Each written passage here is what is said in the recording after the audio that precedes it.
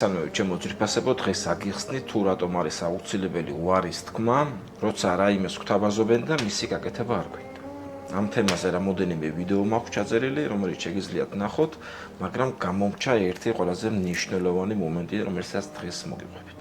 და გაიგებთ, რამდენად გამონადგურებელია ეს უნარობა არას თქმის ჩვენი წარმატებისთვის ნებისმიერ სფეროში. ეს იქნება ფინანსური მდგომარეობა, ურთიერთობა, თუ უბრალოდ საკუთარი თავის იდენტიფიცირებისთვის. დავიწყებ კითხვის დასმით. თქვენი აზრით, ვის არ შეუძლია უარის თქმა?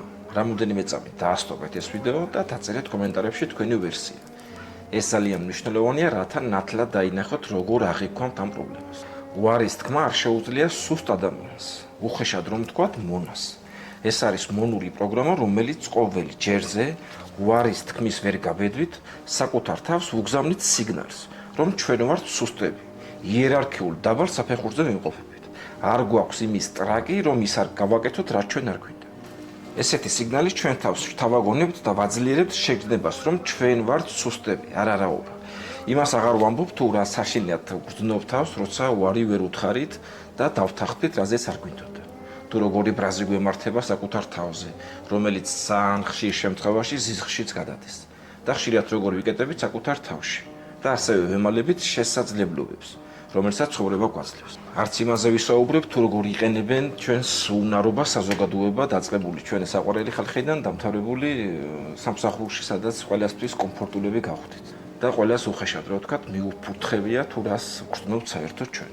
ეს უნარობა არის სტრესის ყველაზე დიდი გამომწვევი მიზეზი, რომელიც ხშირად შფოთვაში გადადის, ისე რომ ამ შფოთვის მიზეზსაც ვერ ვაანალიზებ. და იმასობრეს შეუძლებელია მიაღწიო დიდ წარმატებას, როცა უარის თქმა არ იცი. შენს სისუსტეს ყველა ამჩნევს. ყველა იყენებს და არც კარგ სამსახურში ჭირდება დიდ საპასუხისმგებლო საქმეზე ხალხი, რომელსაც საკუთარი თავის დაცვა არ შეუძლია. თქვენ ამას უჩემოდაც კარგახანია მიხვდით. თუ გინდათ გაიხსენეთ, როგორ გეპყრობიან და გიყენებს უყოლა. ან რა თვით შეფასებაზეა საუბარი, როცა ყოველი დღე საკუთარ თავს უმტკიცებ, რომ სუსტი ხარ. ეს თითქოს და პატარა პრობლემაა, უბრალოდ არას თქმა არ იცის. არადა ეს არის ერთ-ერთი დიდი მიზეზი შენი წარუმატებლობის და შენი იმ ყოფის, რომელშიც ახლა ხარ.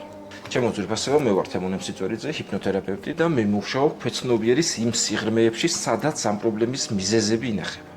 ჩაეწერეთ კონსულტაციაზე და სულ რაღაც 2 სეანსში თქვენ იქნებით 180 გრადუსით შესვლილი ადამიანი, რომელსაც თავისუფლად შეუძლია არას თქმა, ძალიან მშვიდად, წყნარად, რაც მთავარია დანაშაულის გრძნობის გარეშე და მიტოვების ან უარყოფის შიშის გარეშე.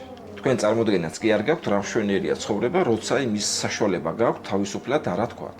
წარმოდგენა არ გაქვთ ყოველი არას თქმაზე, რამხელა სიძლიერის განცდა გეუფლებათ. მომენტალურად გვაწვდის ჩვენი ტვინი იმ შეგრძნებას, რასაც თავდაჯერებულობა ქვია. იმის განცდა, რომ იერარქიულ საფეხურზე მაღლა ვართ. კონსულტაციისთვის მომწერეთ პირადში. მე თქვენ მოგცემთ გარანტიას, რომ თერაპიის შემდეგ საკუთარი თავის ზუსტად ის ვერსია იქნებით, რომელსაც დიდი ხანია შენადრით. გისურვებთ ყველას წარმატებებს.